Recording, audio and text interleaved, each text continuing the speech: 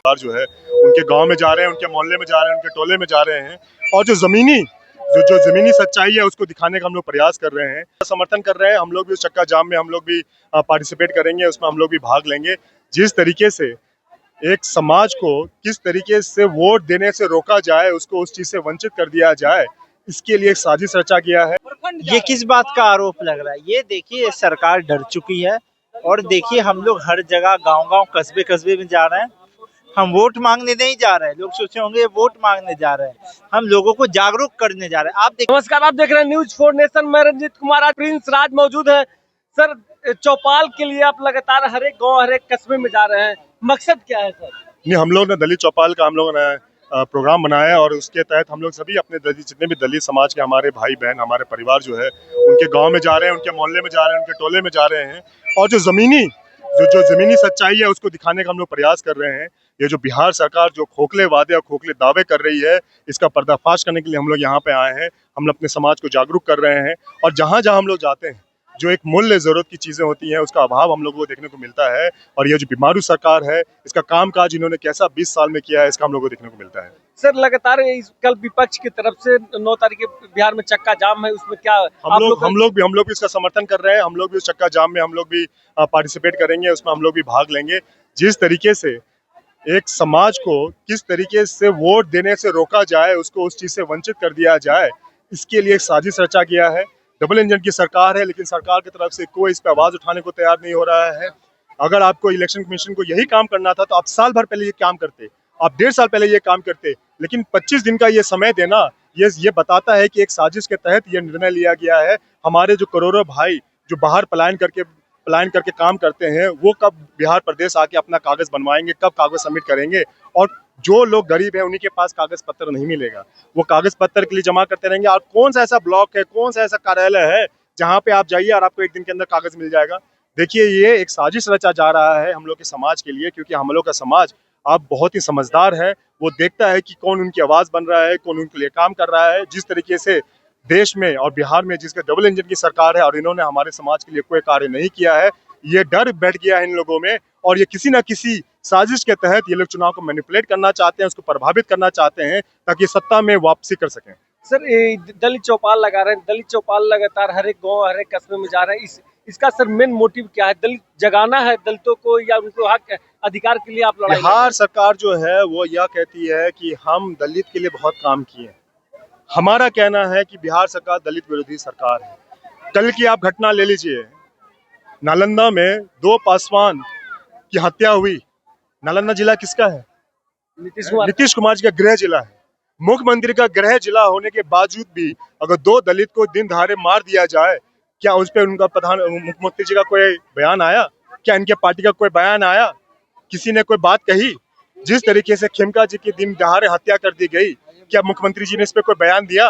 क्या वो पब्लिक के बीच में आके उन्होंने अपनी बातों को रखा? बिहार में दिन दहाड़े हत्या हो रही है। हमारे नेता प्रतिपक्ष के घर के बाहर गोली चली, क्या उस पर कोई कार्रवाई हुआ? डीएम आवास के बाहर गोली चली, क्या इस पे कोई कार्रवाई हुआ? बोरिंग रोड चौराहे पे गोली चली, क्या इस पे कोई कार्रवाई हुआ? तो दिन दहाड़े जो जिस तरीके से लूट हो रही है, हत्याएं हो रही हैं, बलात्कार हो रहे हैं, इस पे जो है हमारी बीमारू सरकार जो है, हमारे मुख्यमंत्री जो है वो आराम से सो रहे हैं, उनको कोई मतलब नहीं है। जब शहर का ये हाल है तो आप समझिए गांव कस्बे का क्या हाल होगा। इसी वजह से हम लोगों ने दलित चौपाल का आयोजन किया है, क्योंकि जो एक समाज जिसको अनदेखा कर दिया जाता है, जब योजनाएं पहुंचाने की बारी होती है, जब सरकार की अपने काम करने की बारी होती है, तो इस वर्ग को अलग कर दिया जाता है, अनदेखा कर दिया जाता है। और वही अनदेखी को हम दिखाने के लिए हम लोग गांव-गांव जा रहे हैं, दलित चौपाल लगा रहे हैं और ये बिहार सरकार जो झूठे वादे हैं, खोखले वादे हैं, इसको उजागर कर। सरकार लगातार कह रही है कि दलितों के लिए काम करे, हर एक योजना। उन्होंने एक ही काम किया है दलितों के लिए, दलित को महादलित कर दो। दलित में भी विभाजन कर दिया है कि भाई उसको भी किस तरीके से तोड़ दिया जाए और उसको बांट दिया जाए। क्या आप काम किए हैं? दिन दहाड़े जब हत्या हो रही है, जब हमारे दलित समाज के लोग जब जेल में बंद हैं, शराबबंदी के नाम पे जेल में बंद हैं, आबकारी के नाम पे पासी समाज को जेल में बंद किए हुए हैं, हमारे नौजवान साथी, हमारे युवा साथी सभी को बिहार से बाहर जाके पलायन कर रहे हैं, शिक्षा के लिए उनको बाहर जाना पड़ता है, इलाज करने के लिए उनको दिल्ली मुंबई जाना पड़ता है। जब सभी चीज के लिए बाहर जाना पड़ता है तो क्या सिर्फ मेवा खाने के लिए आप सरकार बनाते हैं?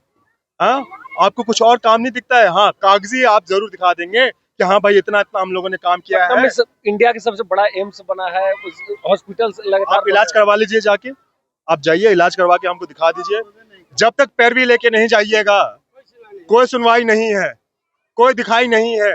पहुंच जाइए, हम आपका हम जान लेंगे। हमारे पास रोज पैरवी आता है कि सर हमारा इलाज नहीं हो रहा, हमारा इलाज करा दीजिए।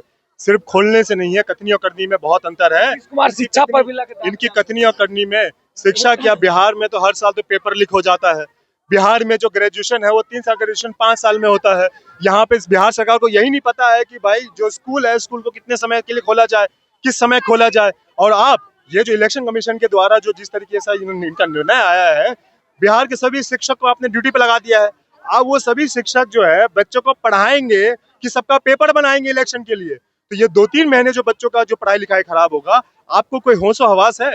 बच्चे बहुत अच्छा कर रहे हैं हमारे पढ़ाई लिखाई में, लेकिन बिहार प्रदेश में नहीं, कोटा जाके पढ़ रहे हैं, दिल्ली जाके पढ़ रहे हैं, यूपी जाके पढ़ रहे हैं, बंगाल जाके पढ़ रहे हैं और अपना नाम कमा रहे हैं और वहीं रह रहे हैं। सर दलित चौपाल कब से कब तक चलेगा ये? हमारा दलित चौपाल चलता रहेगा, कई दिनों से हमारा चल रहा है।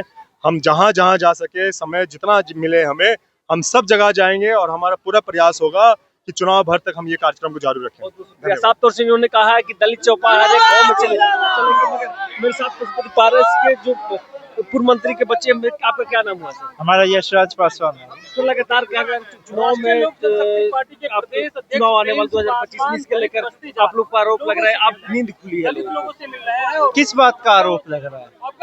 अगर लोगों को जाके जागरूक करना है, ये किस बात का आरोप लग रहा है? ये देखिए सरकार डर चुकी है। और देखिए हम लोग हर जगह गांव-गांव, कस्बे-कस्बे में जा रहे हैं। हम वोट मांगने नहीं जा रहे हैं। लोग सोचे होंगे वोट मांगने जा रहे हैं, हम लोगों को जागरूक करने जा रहे हैं। आप देखिए नालंदा में अभी जैसे हमारे नेता ने बोला, क्या हुई अभी, क्या दुर्घटना हुई, अभी 2 लोगों को मार दिया गया। इससे पहले क्या हुआ था, कुछ महीने पहले ही नालंदा में ही एक पिछड़े समाज की बेटी को, बताइए, उसके हाथ और पैर में कील ठोक के मार दिया गया। नालंदा किनका जिला है? गृह विभाग के मंत्री का जिला है, बिहार सरकार के गृह मंत्री का जिला है। और गृह विभाग किनके पास है?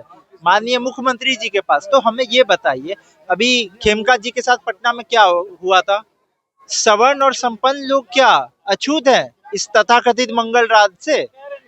पिछड़े लोग तो कहीं से अछूत नहीं है इस तथाकथित मंगल राज से। आप क्या चाहते, सरकार से मांग क्या है? सवर्ण लोग भी अछूत नहीं है, आप बताइए, संपन्न लोग अछूत नहीं है। ये बीटा राजधानी से दूर कितना है? हमारे जो बिहार का केंद्र है, बिहार की राजधानी पटना, उससे कितना दूर है? लेकिन आपने यहाँ पे दर्जनों समस्याएं सुनी होगी। देखिए इस सरकार से आप मांग ही नहीं कर सकते हैं। 20 साल से जिस सरकार से पिछड़ा गरीब समाज मांग करते रहे, अब वो क्या मांग करेगा? अब वो हताश होकर मायूस हो गया है।